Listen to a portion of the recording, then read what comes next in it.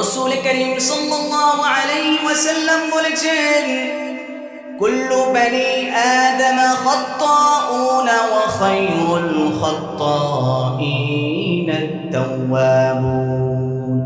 বনি আদমের প্রত্যেকটা সন্তান হলো গুনাহগার, তাদের মধ্যে সবচেয়ে শ্রেষ্ঠ ব্যক্তি হলো ওই যে ব্যক্তি গুনাহ করার পরে রবের কাছে ফিরে আসে। সুবহানাল্লাহ বলতে পারবেন না?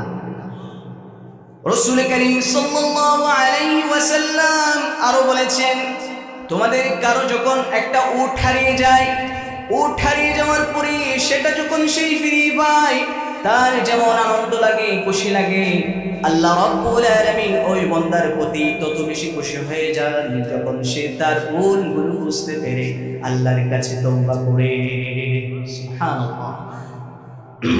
আল্লাহ রাসূল বলেছেন, লাল্লাহি আশাদ্দু ফারহান বিতাওবাতি আহাদিকুম ইযা বিদাল্লাতিহি ইযা ওয়াজাদা।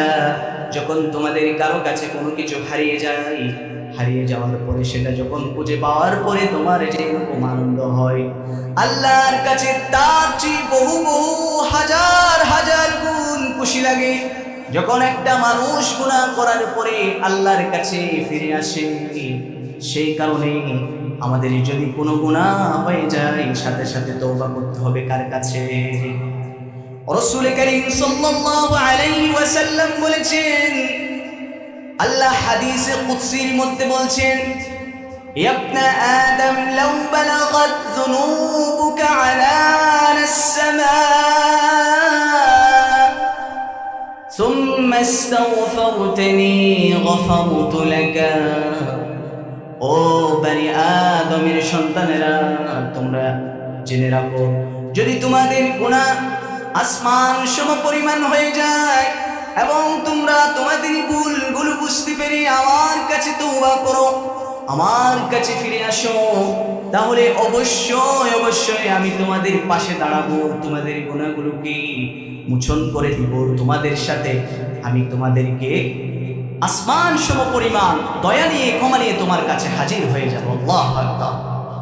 শুধু তাই নয়, আল্লাহ হাদিসে কুদসির মধ্যে আরো বলেছেন, ইয়া ইবনা আদম ইন্নাকা লাউ আতাইতানি বিকুরাবিল আরদি খাতায়া সুম্মা লাকিয়াতনি লা তুশরিক বিকুরাবিহা মাগফিরাতান। ও বনি আদমের সন্তানেরা, যদি তোমরা দুনিয়ার সমপরিমাণ গুনাহ নিয়ে যদি আমার কাছে হাজির হও, তাহলে আমি তোমাদেরকে ক্ষমা করার জন্য দুনিয়ার সমপরিমাণ দয়া নিয়ে, রহমত নিয়ে তোমার কাছে উপস্থিত হয়ে যাব। আল্লাহু আকবার। কত দয়ার কথা বলেছেন, কত মায়ার কথা বলেছেন। আজকে আমরা নামাজ পড়তে পারি না, ইসলামের প্রত্যেকটা নিয়ম আমরা মানতে পারি না।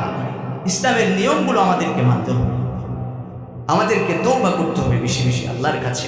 হতাশ হওয়া যাবে না। Don't be frustrated, don't be shed. হতাশ হওয়া যাবে না, কারণ আমাদের সাথে আছেন কে? আমাদেরকে সব সময় পর্যবেক্ষণ করছেন কে? সেই কারণে আমাদেরকে কোনো হতাশ হওয়ার দরকার নেই।